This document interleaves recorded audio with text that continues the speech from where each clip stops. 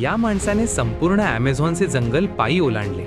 Add Stafford यांना भेटा, ज्यांनी 2008 साली पृथ्वीवरील सर्वात धोकादायक जंगल केवळ पायी पार करण्याची प्रतिज्ञा केली होती. त्याने पेरूमधून आपल्या प्रवासाला सुरुवात केली आणि तो पुढे सरकला.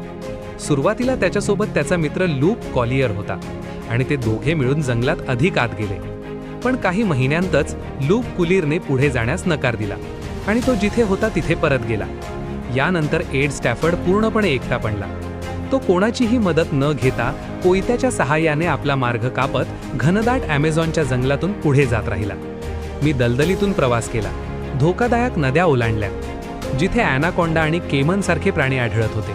पण कसं तरी मी त्या सगळ्यातून बाहेर पडलो आणि पुढे जात राहिलो. पण ॲमेझॉनला असलेला धोका केवळ प्राण्यांमुळेच नव्हता. एकदा एका तस्कराने त्याला बंदुकीचा धाक दाखवून थांबवले होते. त्याने त्याला जंगलाच्या मध्यभागी नेले आणि तासनतास त्याची चौकशी केली.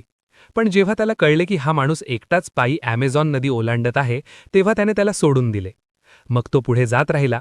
पण दुसऱ्या एका प्रवासात तो त्यांच्या हरवलेल्या माणसाशी संबंधित आहे असे समजून आदिवासींनी त्याला पकडले आणि 8 तास एका लाकडी झोपडीत डांबून ठेवले. पण कसा तरी तो तिथून बाहेर पडला आणि पुढे जात राहिला, तसेच वेगवेगळ्या धोकादायक प्राण्यांचा सामना करत राहिला. आणि अखेरीस 2010 मध्ये 860 दिवसांनंतर आणि 6400 किलोमीटर चालल्यानंतर एड स्टॅफर्ड ॲमेझॉनच्या जंगलातून बाहेर पडले आणि पायी ॲमेझॉन ओलांडणारे पहिले व्यक्ती ठरले. अजून अशीच माहिती घेण्यासाठी लाईक आणि सबस्क्राईब करा.